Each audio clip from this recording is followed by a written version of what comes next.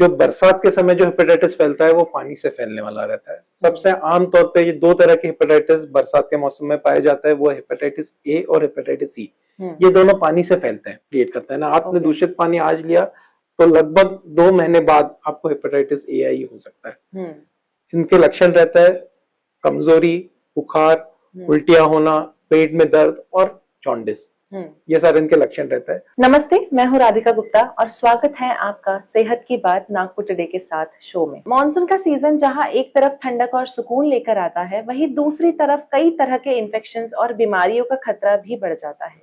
इस मौसम में कंटेमिनेटेड फूड और वाटर की वजह से stomach infection, food poisoning, diarrhoea, typhoid और हेपेटाइटिस जैसे केसेस में काफी वृद्धि देखने को मिलती है।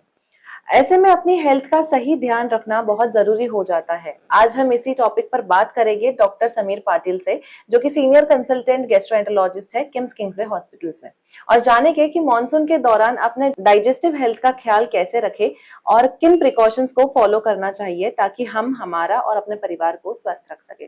तो सर, सबसे पहला क्वेश्चन मेरा आपसे ये रहेगा कि मॉनसून के दौरान सबसे ज्यादा कौन सी जो गैस्ट्रोइंटेस्टिनल या गट हेल्थ जो हमारी होती है उसमें कौन सी बीमारियां देखने को मिलती है?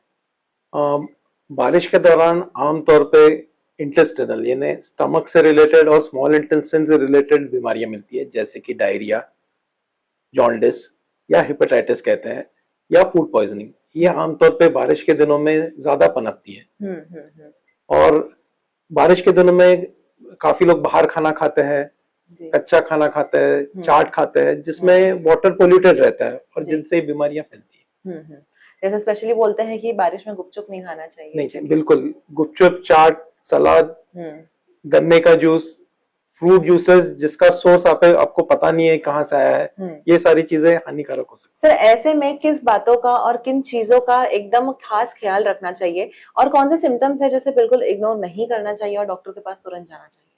जैसे हमने कहा, सबसे जरूरी चीज है पानी और रॉ फूड या अनकुक्ड फूड जो आप बाहर खाते हैं, इन्हें अवॉइड करना चाहिए। और कुछ सिम्टम्स है ज्यादा इंपॉर्टेंट है, जैसे अगर आप बाहर खाते हैं या आपको बुखार आता है, बुखार के साथ लूज मोशंस होते हैं, लूज मोशंस में ब्लड आता है, लूज मोशन के साथ पेट में बहुत तेज दर्द होता है, या आंखें पीली दिखती है, या पेशाब का कलर बहुत डार्क आता है, तो आपको तुरंत डॉक्टर से संपर्क करना चाहिए जी। क्योंकि ये symptoms infective diarrhoea, bacterial diarrhoea, hepatitis के हो सकते हैं। ओके। एंड सर, हेपेटाइटिस के बारे में ना लोगों में बहुत कम जागरूकता है। जैसे टाइफाइड, डेंगू, मलेरिया सबको पता होता है, लेकिन हेपेटाइटिस बहुत सारे लोगों को पता नहीं होता है। तो आप क्या प्लीज एक स्पेसिफिकली हेपेटाइटिस को थोड़ा एक्सप्लेन करेंगे? जी। हेपेटाइटिस का मतलब रहता है लिवर में। जो बरसात के समय जो हेपेटाइटिस फैलता है वो पानी से फैलने वाला रहता है। सबसे आम तौर पे ये दो तरह के हेपेटाइटिस बरसात के मौसम में पाया जाता है, वो हेपेटाइटिस ए और हेपेटाइटिस सी। ये दोनों पानी से फैलते हैं। प्रदूषित पानी या कंटामिनेटेड वाटर, जो सुएज के साथ कंटामिनेशन होता है, ये सबसे कॉमन रीजन रहता है हेपेटाइटिस ए और ई फैलने का। ये हेपेटाइटिस ई वायरस ये ब्लड में जाता है और ब्लड में जाने के 2 महीने बाद ये हेपेटाइटिस क्रिएट करता है ना। आपने दूषित पानी आज लिया तो लगभग 2 महीने बाद आपको हेपेटाइटिस ए आई हो सकता है। इनके लक्षण रहता है कमजोरी, बुखार, उल्टियां होना, पेट में दर्द और जॉन्डिस। ये सारे इनके लक्षण रहता है।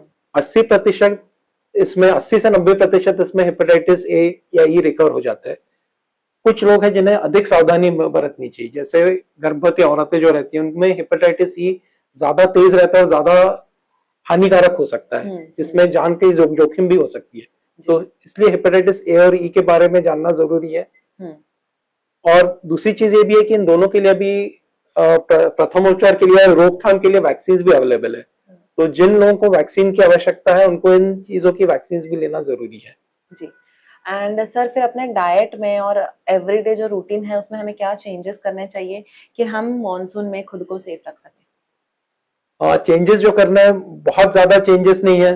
2-3 सिंपल चीजें है। वाटर सोर्स को क्लीन रखिए, बाहर पानी पीना अवॉइड कीजिए, इंश्योर कीजिए कि आपका वाटर या तो क्लोरिनेटेड हो या फिल्टर्ड हो या बॉइल्ड हो। अगर ये दोनों चीजें पॉसिबल नहीं है तो हाथ धोए नियमित रूप से जब भी आप बाहर जाते हैं। हैंड वॉशिंग सबसे जरूरी चीज है जो ये चीज प्रिवेंट कर सकती है, क्योंकि आमतौर पर देखा जाता है बच्चे बाहर खेल के आते हैं मॉनसून में, बिना हाथ धोए खाना खा लेते हैं। तो यही चीज है जो हेपेटाइटिस या बाकी बीमारी भी इन्हीं चीज से फैलती है। तीसरी चीज है कि मक्खियों से बचे, क्योंकि मक्खियां भी जो रहती है, जो डायरिया रहता है, फ्लाइज या हाउस फ्लाइज जो रहती है वो इंपॉर्टेंट रहती है डायरिया को स्प्रेड करने में। तो मक्खियों से बचे और वो खाने को ढक के रखें। ओके। एंड आपका एक मैसेज क्या रहेगा सभी के लिए? मॉनसून को एंजॉय कीजिए, बाहर घूमिए, बारिश का आनंद उठाइए, पर हाथ धोना मत भूलिए और पानी से सावधान बाहर के। तो जैसे कि मॉनसून आने ही वाला है, तो आपको ये इंटरव्यू के माध्यम से काफी सारी जानकारी मिलेगी कि कैसे आप खुद को और अपने परिवार को सेफ रख सकते हैं। So happy monsoon and I hope कि आप ये इंटरव्यू एंजॉय करेंगे। Thank you so much. Thank you so much. Thank you.